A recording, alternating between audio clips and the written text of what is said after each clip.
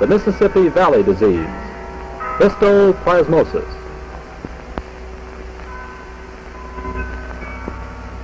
This program is about 30 million other residents of the central United States, persons who carry evidence, like Sandra, of a disease which sometimes kills, often brings severe illness, baffling physicians, and is so little known that even your doctor is just beginning to hear about it.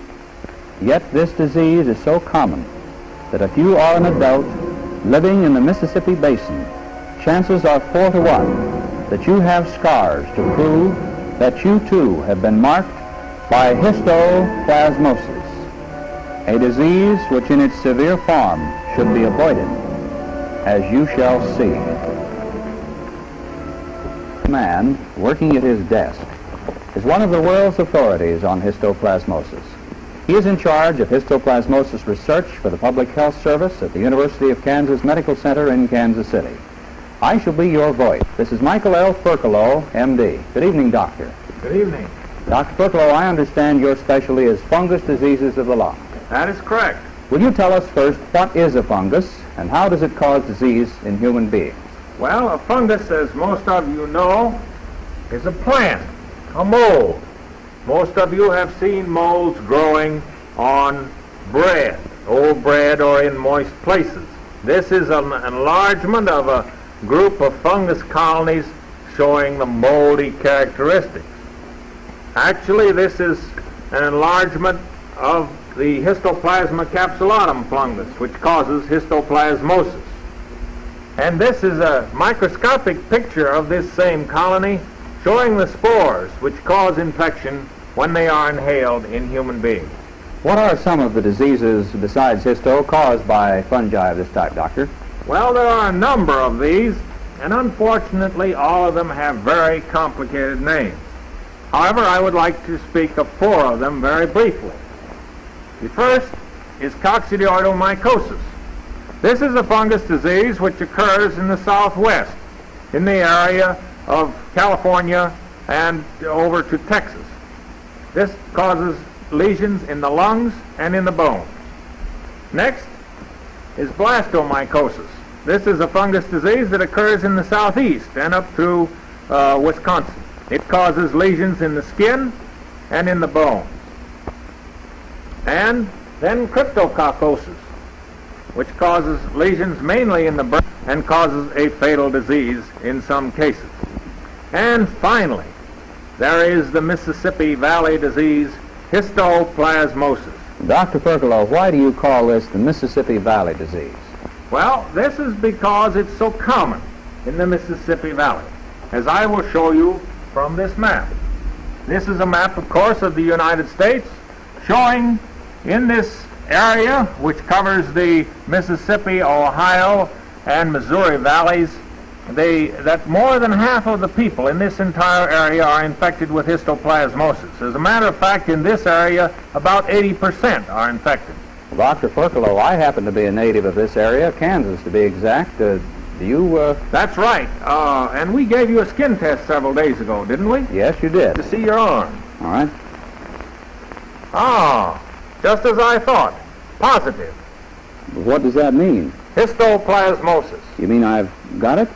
No, you've had it. I see what you mean. Well, I'm not sure that you do.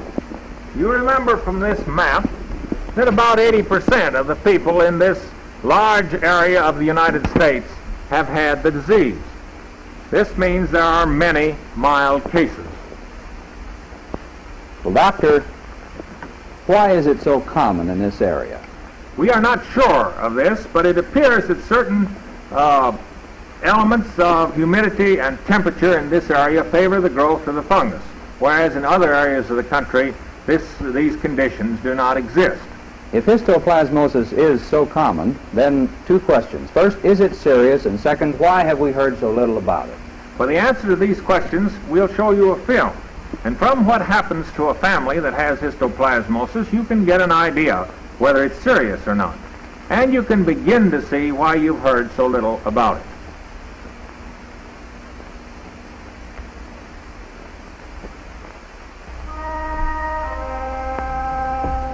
This pleasant pasture land in central Missouri provides excellent grazing for dairy cows. Good hay and silage produce rich milk. This silo on Frank Williams' rented farm hadn't been used for years. The roof had come apart with weather and wind, and vagrant pigeons had moved in. An active colony of pigeons, nesting, feeding, defecating, living with the blackbirds, starlings, and sparrows. This year, Frank, with a neighbor and son David, decided to clean the old silo for use once again, decided to remove its accumulated feathers, droppings, straw, and assorted rubbish.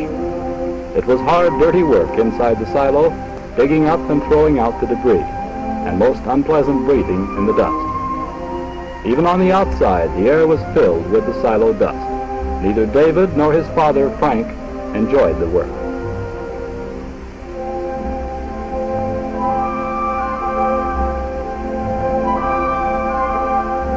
It was 9 days after the silo cleanup that David abruptly became ill. He was hot, and then he felt a sharp chill. It was a bad night, first hot and then cold, sweat and then chills, the onset of a severe illness, prostrating, frightening. His temperature was taken by David's mother. When she saw his condition, she was worried, but the temperature reading frightened her.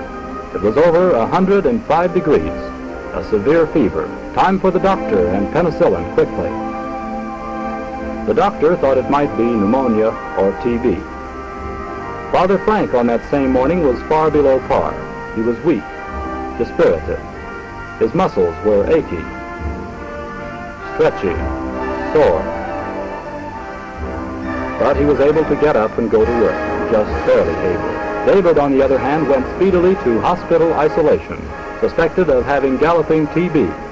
David's general practitioner, puzzled about the accurate diagnosis, had asked an internist for consultation. The consultant was concerned with an unexplained enlarged spleen. The continuing high fever with its prostration and lung findings was certainly suggestive of galloping tuberculosis. But in a husky youth, in early fall, without a history of tuberculosis contact, the doctors continued to doubt their diagnosis.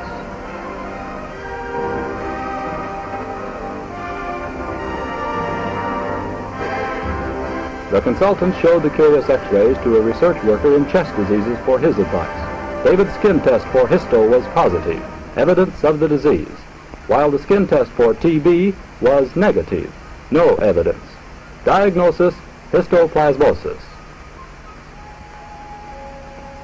The mass could be removed, no danger to others, and a relief to David to know it was not contagious, even if dangerous to himself. Frank's chest x-ray also showed similar lung inflammation despite his mild symptoms. His skin test was positive. His blood was positive. He too had histo mildly.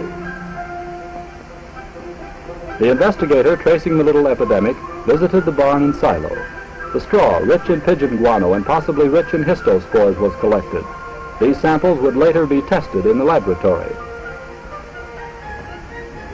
Outside, more of the same rubbish with its bird droppings and possibly containing dangerous histospores was collected in a separate container for study.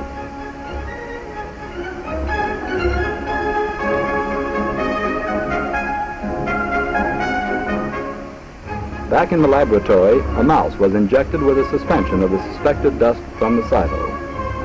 Histo was found.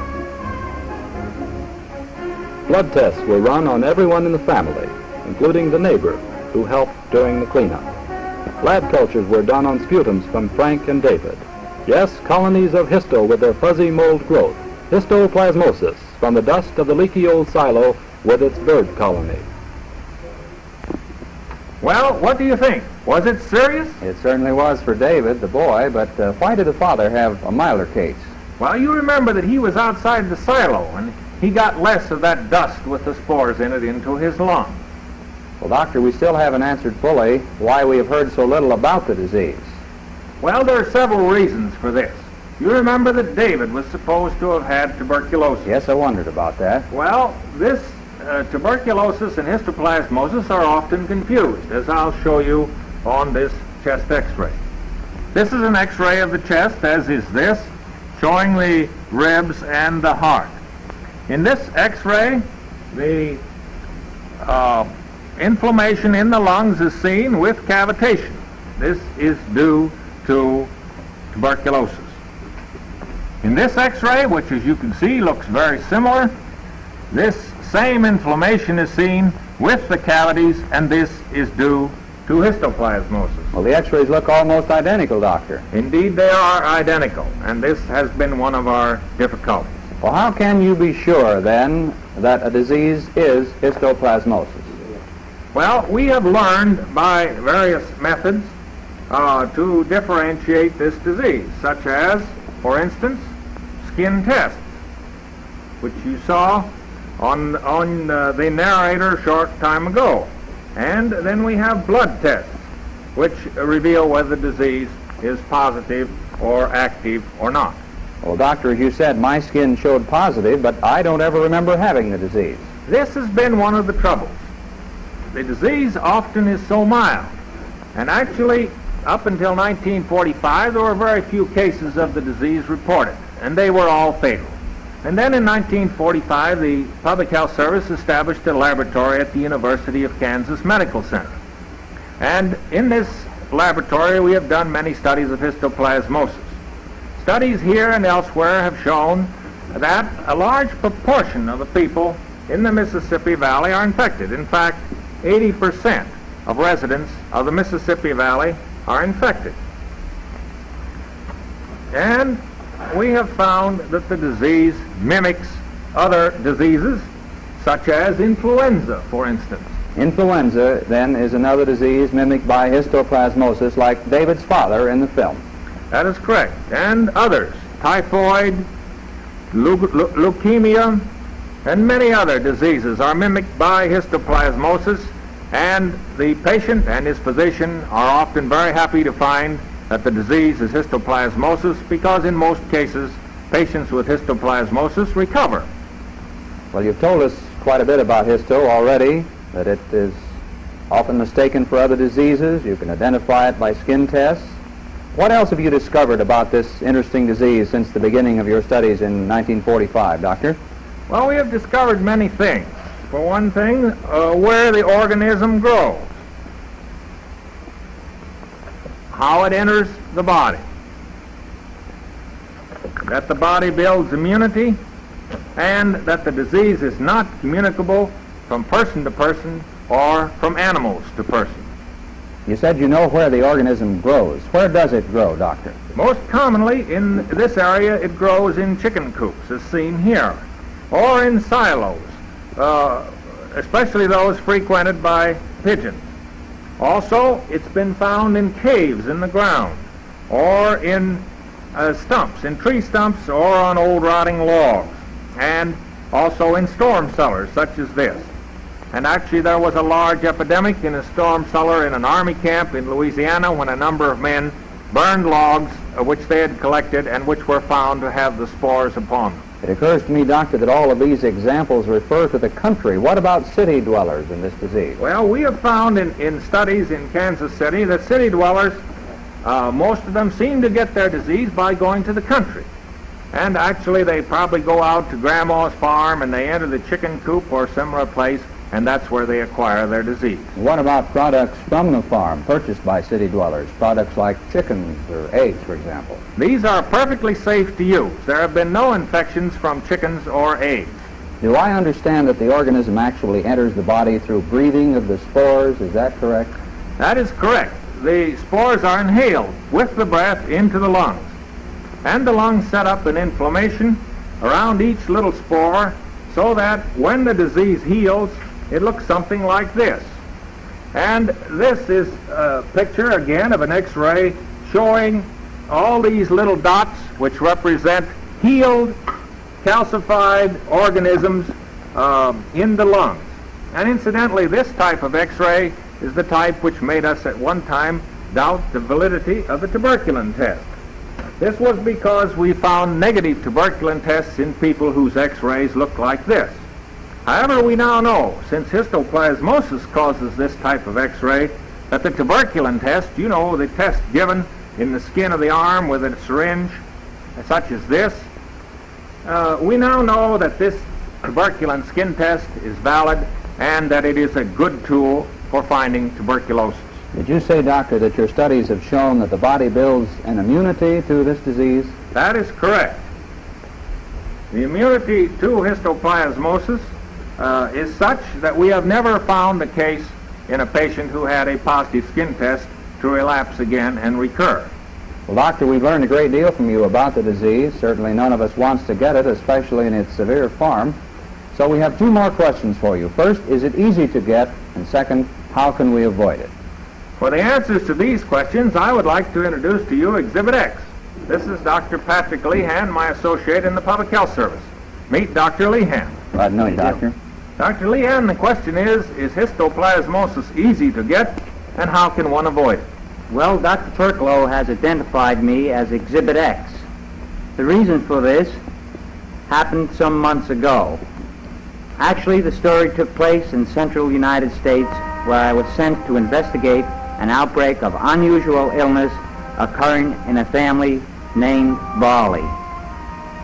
The Barley family were newcomers to the farm, but they were taking hold like natives. Dad liked to putter in the garden and was taking pride in the shrubs on the front lawn. Mother was not fond of everything about the farm, pumping water, for example, but there was always grandmother to help, especially in the care of the baby. And the baby loved the farm, most of all, the pump. Another thing Mother didn't like was the water.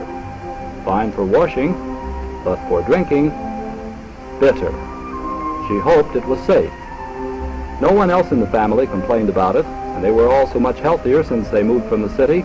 She knew the farm must be better for the children. How they loved to play. The middle-sized boy was Billy. In yard games, he was often the victim of his big brother Henry. But Henry was gentle with his little brother, and Billy enjoyed the fun even if he was the victim. Mary, the only girl, was always the heroine. Mother had never done her washing on the front porch before moving to the farm, but this was the practice in the hills, and she too had discovered its advantages. It was a pleasant place to work. Grandmother was always easygoing. She seemed to fit in wherever she was. The best features of the farm to Mother were the air, the view, and plenty of elbow room. Dad could see that the farm needed improving. First of all, he wanted to get some livestock, and he figured he knew where he could put them. In the empty building in the side yard. Yes, that was the place for pigs, the old chicken house. Soon the pigs were in their pen, and Dad and the three older children were on hand to see that the new farm residents were properly welcomed and comfortably housed. It was a memorable day, that first week in September. Now the Barleys were farmers. It was several days before Mother had time to welcome the new arrivals. She wasn't especially fond of pigs anyway, but she thought the baby would enjoy seeing them. Then something hit the three oldest children. Little Billy was taken to the county hospital for examination and treatment, along with his big sister Mary, both of them with high fever, chills, headaches, coughing, and vomiting. And big brother Henry, who seemed to have the most severe illness of all the children.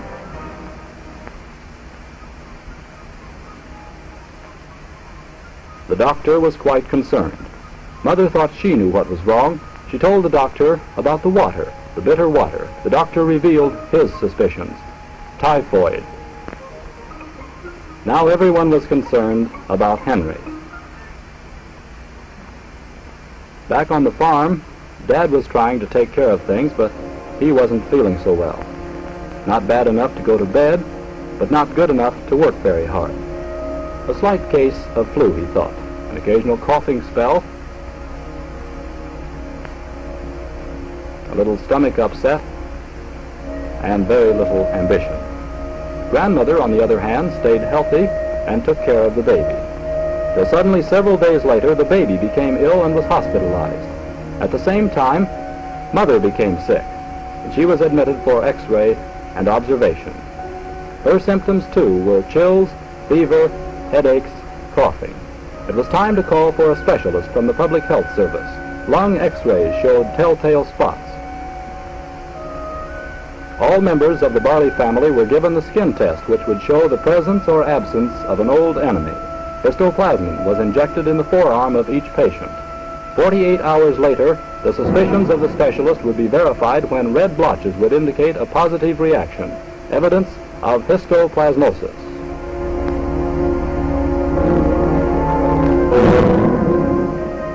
Next step for the researcher, a visit to the barley home. Where was Histo's lair on the farm? This was a question for which the Public Health Service wanted an answer in its continuing quest for more knowledge about the causes of diseases. Grandma, still well and helpful, was there to greet the researcher. This assignment called for no super detective work.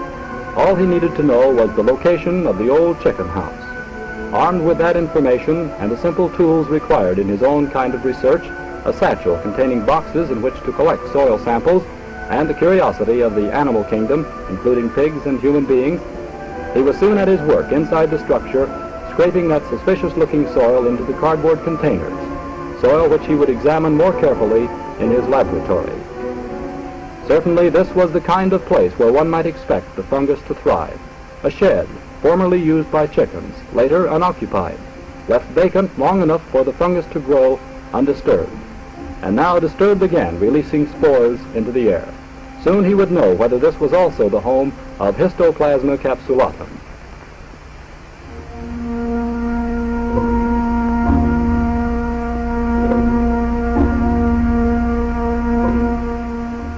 The researcher returned to his laboratory to inject mice with the suspected soil from the chicken house,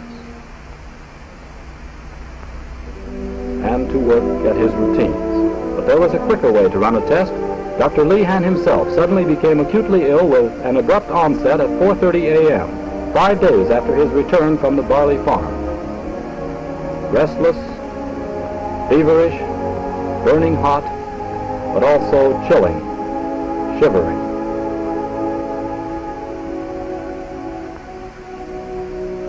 His alarmed nurse wife took his temperature.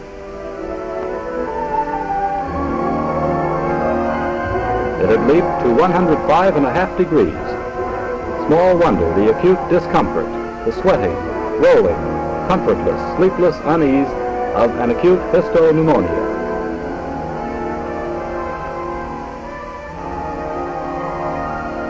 Off to the hospital where x-rays showed the shadows of histo in the lungs.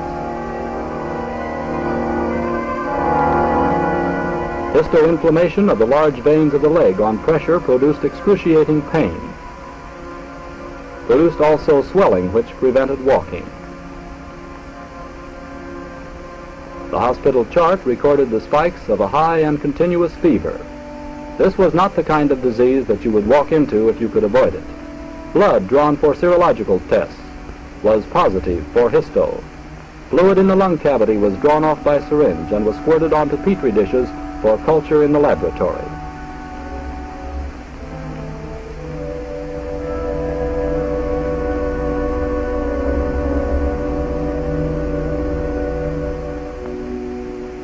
In the laboratory, it received further handling before incubation.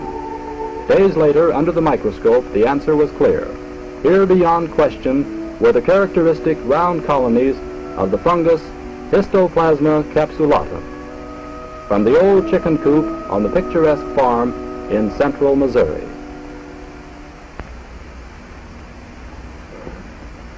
Now you know why I call Dr. Lehan Exhibit X. And that histoplasmosis is easy to get. All one has to do is breathe in some dust that contains spores. How are you getting along, Dr. Lehan? Just fine, thank you. Good. And what about the two families shown in the films? Oh, they're all better now. Very fine. There's still one question which remains unanswered. How do you avoid the disease? Well, obviously, I'm no expert at this, and I think we can point out, however, the common sources, the places where this fungus grows. The old chicken coop, the silo, the cave, decaying logs, and the storm cellar.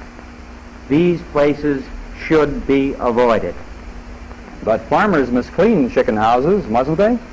Yes, that's true. But the best thing to do in avoiding the disease would be to keep children out of chicken houses since they have such serious effects from the disease. And also it would be well to wet down the material so that the spores wouldn't become airborne when one is cleaning by wetting it down with some water or disinfectant. Dr. Furclow, how did grandmother avoid the disease? She went out to the chicken coop, but she didn't seem to get it. Well, you remember that grandmother was a native of this area, and therefore she probably had had an infection some years previously and was immune. Well, one final word then. 2 days ago, you gave the histoplasmin skin test to a number of us here. What did you want to demonstrate by this, Doctor? Well, if this test works the way it should, we will show that persons who don't live in this area, who are not natives of this area, such as Dr. Lehan, who came here from Long Island in New York, that these people are not infected. And in natives of the area, as we have shown, most of them are infected. If Dr. Lehan will give me a hand and read the skin tests, I will record them on the board, and we will see where the positives fall on this map of the United States. Now we have Dr. Lehan, who was infected here, and our narrator, who is positive over here. And how about some more reading? Will the cameraman come in, please? Where are you from, sir? New York, Doctor. It's negative, New York. How about the floor man? Step right in. Where are you from, sir? Missouri. Positive. Cameraman? Where are you from, sir? Missouri. Positive. Will some of the audience and others come in, please? Where are you from, sir? Texas. Negative. Kentucky. Positive. What's up, Dr. Furclow? Positive. What does our map look like now? Negative. If you look here, you'll see Positive. that the positives fall in the area of the Mississippi Valley. And so we see that histoplasmosis has left its mark on most of us who are adults living in this area. And we know that here is where the fungus grows best, developing spores which are dangerous to children, to newcomers to the area, and to 20% of the rest of us who are not immune. Let this circle of infection be our warning. Beware of the Mississippi Valley disease, histoplasmosis.